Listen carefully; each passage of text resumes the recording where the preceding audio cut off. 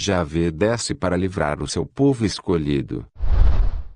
Êxodo, capítulo 3, versículos de 7 a 9.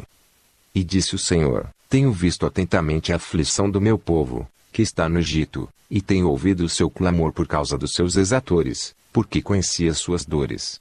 Portanto desci para livrá-lo da mão dos egípcios, e para fazê-lo subir daquela terra, a uma terra boa e larga, a uma terra que mana leite e mel, ao lugar do cananeu, e do Eteu, e do Amorreu, e do Perizeu, e do Eveu, e do Jebuseu. E agora, eis que o clamor dos filhos de Israel é vindo a mim, e também tenho visto a opressão com que os egípcios os oprimem. Javé manifesta-se como um ser existencial e material, e com limitações não condizentes com sua própria definição.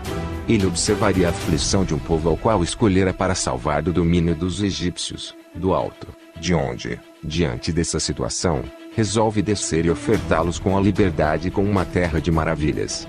O que impedia Javé de atuar contra os egípcios diretamente e definitivamente? Porque eles tinham que sofrer tanto como escravos de uma civilização, já que o Deus Todo-Poderoso estava ao seu lado, e esse Deus, quando desejava, destruía toda uma nação ao piscar de olhos. Temos vários exemplos dessa ação destruidora e vingativa. O dilúvio e a destruição de Sodoma e Gomorra são os exemplos mais famosos. Javé revela que existe um lugar situado nos céus, ou em uma montanha, onde ele mora, e de onde viria para livrar o seu povo escolhido. Essa seleção usaria como critério a adoração única e exclusiva a ele, o que os egípcios não faziam, pois eram politeístas. Teria Javé medo dos deuses egípcios?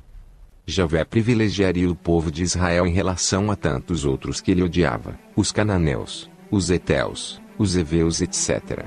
Apesar de serem povos diferentes, eles eram designados normalmente na Bíblia com o nome de cananeus. Era a designação geral de todos os habitantes da região, um povo poderoso, idólatra, profano, injusto e perverso.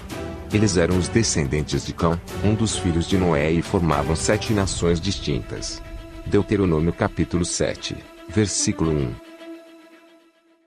Quando Yahweh, Jeová, teu Deus, te houver introduzido na terra em que estás entrando para possuí-la, e expulsado nações mais numerosas do que tu, os heteus, os gergeseus, os amorreus, os cananeus, os ferezeus, os heveus e os jebuseus, 7 nações mais numerosas e poderosas do que tu.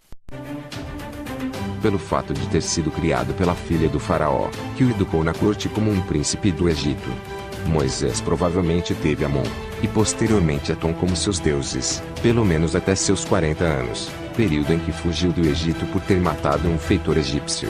Ele aprendeu o conceito do monoteísmo, criado pelo faraó Akhenaton, levando tal conceito ao povo judeu. O faraó Akhenaton, o espírito atuante de Atom, chamava-se anteriormente Amenhotep. Amon está satisfeito. A mudança de seu nome deve-se à mudança do seu deus de adoração, que passou de Amon para Atom.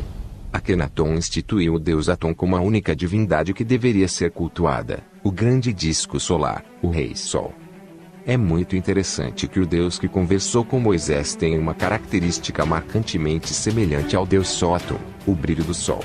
Seus raios advindos de sua face afetam o rosto de Moisés. Ele a bronzeia de tal forma que assusta seu povo. Seriam todas essas manifestações de um único ser?